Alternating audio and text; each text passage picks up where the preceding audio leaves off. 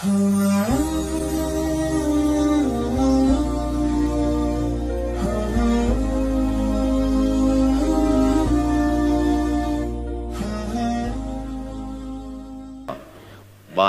kalau kiamat tiba-tiba terjadi. Begitulah agaknya terkejutnya kita. Kiamat terjadi tapi belum sempat berbakti kepada orang tua. Dosa belum sempat meminta maaf. Silap dan salah berapa kali kita kencing di kainnya yang bersih. Berapa kali dia tidak jadi tahajud gara-gara kita menangis dari Isya sampai subuh. Pakai pengawet nangisnya. Tapi kita tak pernah sadar itu. Kita menganggap kita di dunia ini dibesarkan angin. Kita menganggap kita ini bangsawan, bangsa yang hidup di awan. Berapa kali dia tidak jadi sholat duha gara-gara kita kencing. Berapa kali nasi yang sudah mau disuap masuk ke mulutnya tak jadi, bahkan dia tidak makan sama sekali. Dan berapa kali makanan dia belikan hanya untuk susu, hanya untuk menyenangkan kita. Pernah kita balas, dan dia tidak pernah minta balas itu. Oleh sebab itu, siapa yang mengingatkan?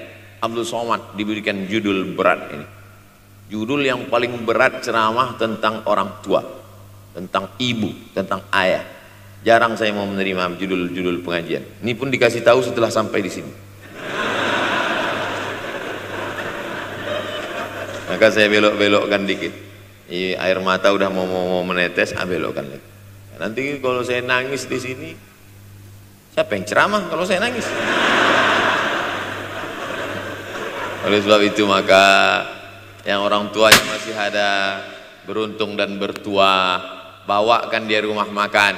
Ada sahabat saya namanya Ustadz Lukman di Pontianak, bukan Kuntilanak. Mereka punya program namanya Bawa Ibu ke Rumah Makan. Keren nama programnya. Bawa orang tua ke rumah makan. Nanti hari libur adik-adik, anak-anakku sekalian libur, bawa ayah, bawa ibu ke rumah makan. Ketika Ustadz Lukman cerita itu ke saya, Ustadz Somad, kita punya program baru nih. Apa nama programnya Ustadz? Bawa ibu ke rumah makan. Alhamdulillah Ustadz Lukman, seluruh rumah makan di Pekanbaru tempat tinggal saya itu, semua sudah saya bawa. Almarhumah saya bawa sup tunjang, saya bawa rendang, saya bawa goreng ayam, saya bawa goreng puyuh, saya bawa. Cuman ada rumah makan ular sawah itu yang tak saya bawa singgah. Lain dari itu sudah saya bawa. Tak ada penyesalan dalam hati, senangkan hatinya. Apa pakaian yang dia suka. Orang tua itu tidak minta yang besar, asal ada saja. Pulang dari Yogyakarta sampai ke rumah, ini tadi ada nampak sedikit tanda terkenang. Kalau banyak makan sendiri. Ketika dia senang melihat itu, bahagia hatinya, nampak senyum di tepi bibirnya, pada saat itulah rahmat Allah terbuka. Pada saat itulah ridha Allah datang. Mengapa sulit mencari pekerjaan? Mengapa payah mencari penghidupan? Salah satu yang mempersempit ridha Allah itu adalah karena tidak berbakti kepada orang tua. Oleh sebab itu maka judul tema yang diberikan birrul walidain, berbakti kepada orang tua, bahagiakan. Ini ada juga ini anak-anak yang sudah sukses ini, papa, mama sudah meninggal, papa jangan risau, silakan terbang ke Yogyakarta, ada adik di sana, silakan terbang ke Surabaya, ada kakak di sana, silakan terbang ke Kuala Lumpur, ada keluarga di sana, jangan hiraukan. Kata bapaknya, kalian terbangku saja kalian pikirkan, kemana aku hinggap tak kalian pikirkan. Ada sebagian orang ketika ibunya meninggal dunia, marah dia, mengamuk dia anggap kebahagiaan itu sudah hilang. Padahal membahagiakan orang tua dua-dua adalah tanggung jawab kita. Kalau dua-duanya sudah tidak ada Pak Ustadz, masih ada keluarga. Ada keluarga.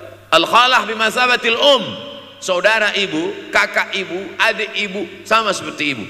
Sambung lagi silaturahim, buat dia senang, buat dia bahagia.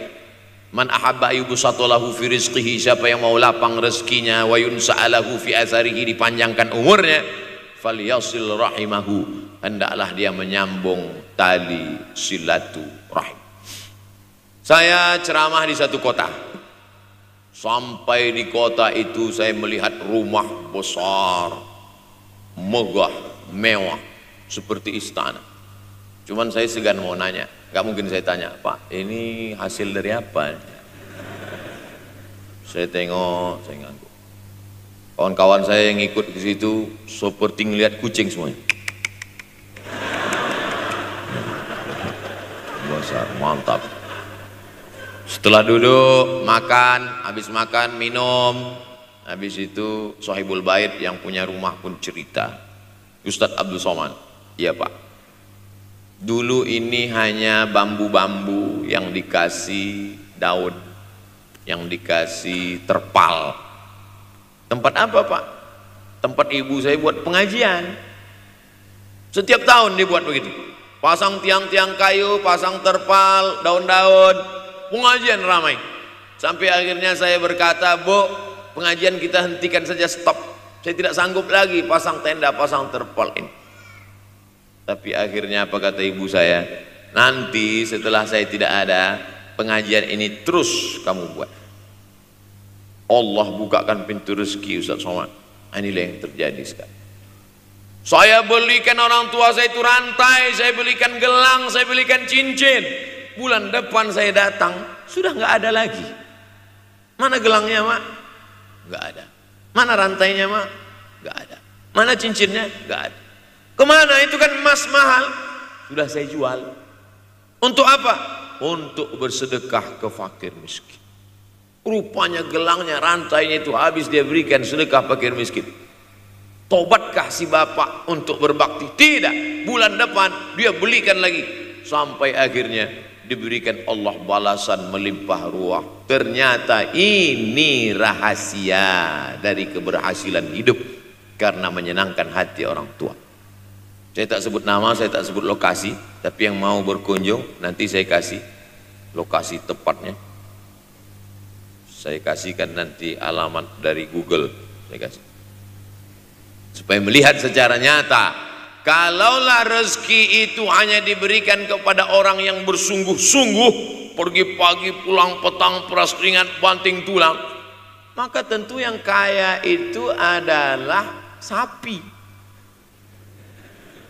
yang membajak dari pagi sampai sore. Kalaulah kekayaan keberhasilan itu diberikan yang paling pandai memanjat, maka tentu yang kaya itu monyet. Tapi Allah berikan kepada siapa? Yang dia ridhai. Dan penyebab ridha Allah itu adalah karena orang tua yang senang hatinya. Yang sempat durhaka, tidak sempat minta maaf, meninggal dunia dia sudah, apa boleh buat? Kau sudah booking seat di neraka. Yang sudah sempat durhaka, tidak sempat minta maaf, meninggal dunia gara-gara dia pecandu narkoba, pemabuk, pezina, mati. Orang tua dalam keadaan susah. Berapa kali saya ketemu ibu-ibu selesai pengajian, pergi saya ke tempat parkir, ibu tua 70 tahun menangis. Ibu nangis kenapa Bu? Anak saya Pak Ustadz. Kenapa dia? Disuruhnya saya jual tanah. Mama jual tanah. Untuk apa mama megang tanah? Udah tua aja pun jual. Mestinya anak itu yang menyenangkan hatinya di hari tuanya, bukan malah menyuruh jual tanahnya. Jual tanah supaya dia bisa bangun rumah, jual tanah supaya dia bisa menyekolahkan anak-anaknya. Na'udzubillah. Sudahlah tidak membahagiakan, malah menyusahkan. Ustadz, anak saya nyuruh saya jual tanah saya supaya dia senang, supaya dia dapat duit. Gimana nih Pak Ustadz? Mungkin si ibu berharap saya menjawab, ibu sabar aja ya Bu, sabar ya. Ibu salah tanya Bu. Kalau mau sabar cari ustadz lain, ada spesialis sabar, bukan saya. Begitu dia kasih tahu, anak saya maksa saya jual tanah saya. Pak Ustadz gimana? Mana alamat rumah anaknya? Mana? Saya mau datang. Mana? Anak durhaka, neraka jahanam tempat kau.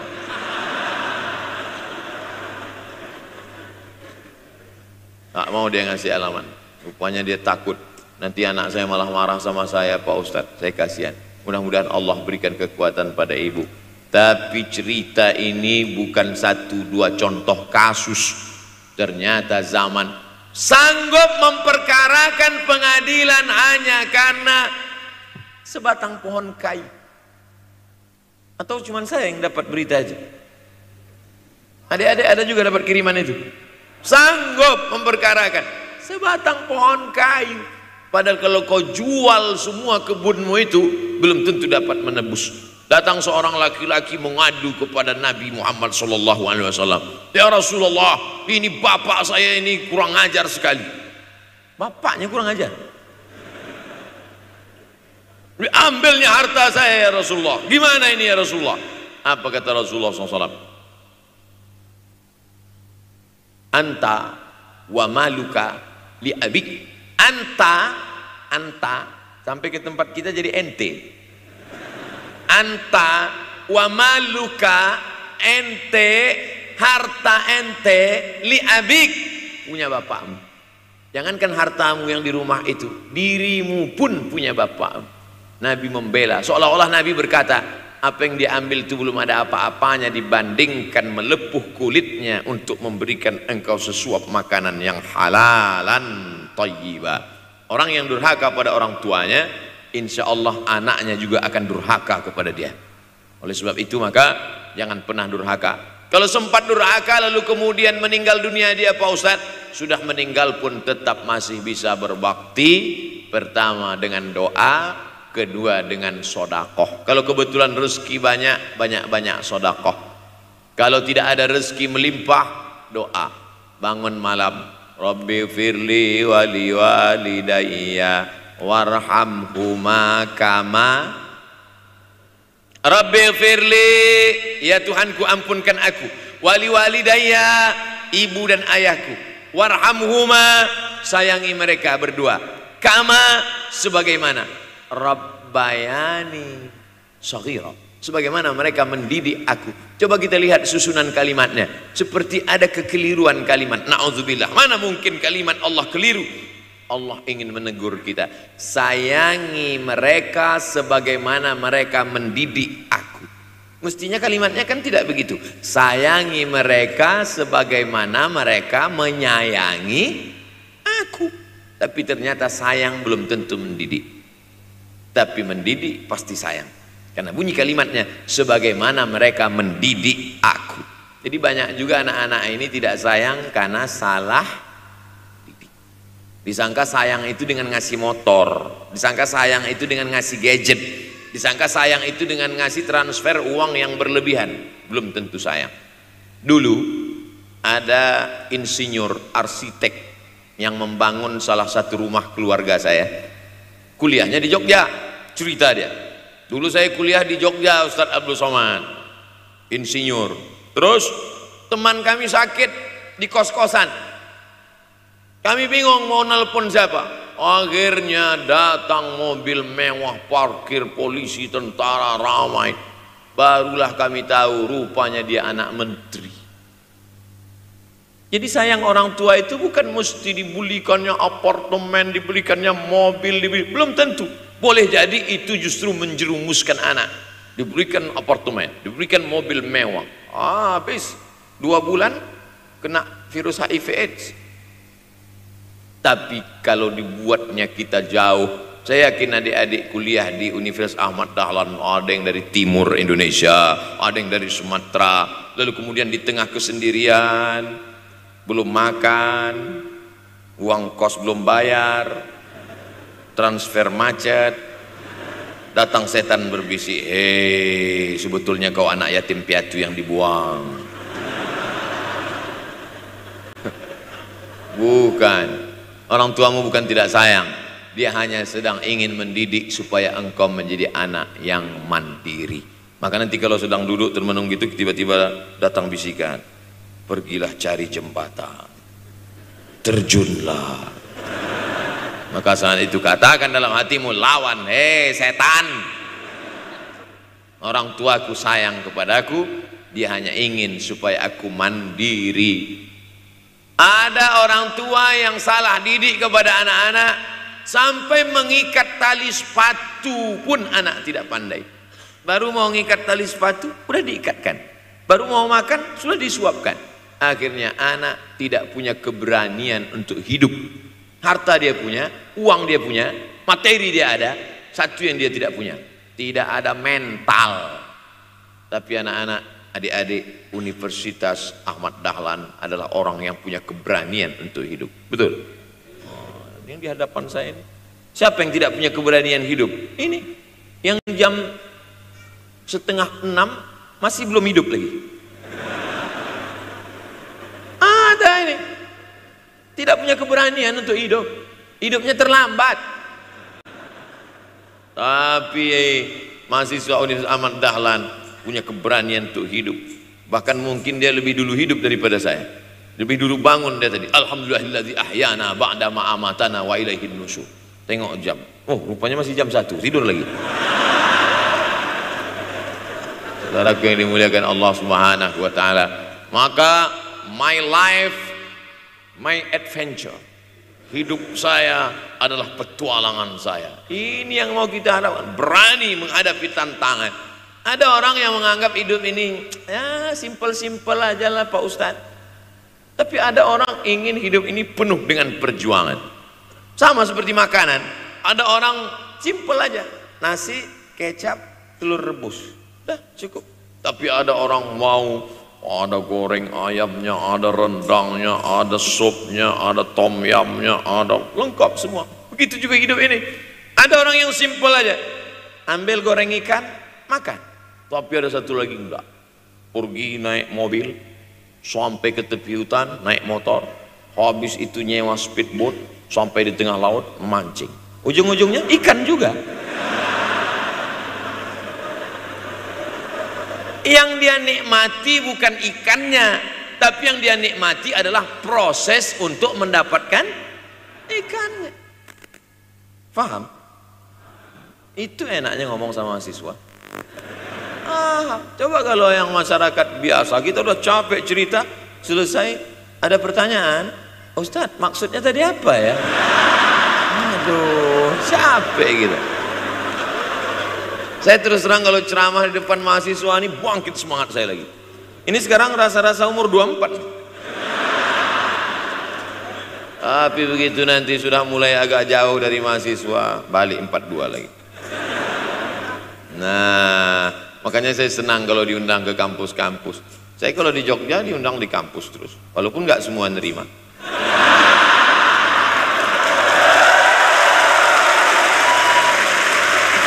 Saudaraku yang dimuliakan Allah Subhanahu wa taala, maka kita harus sering-sering bersama.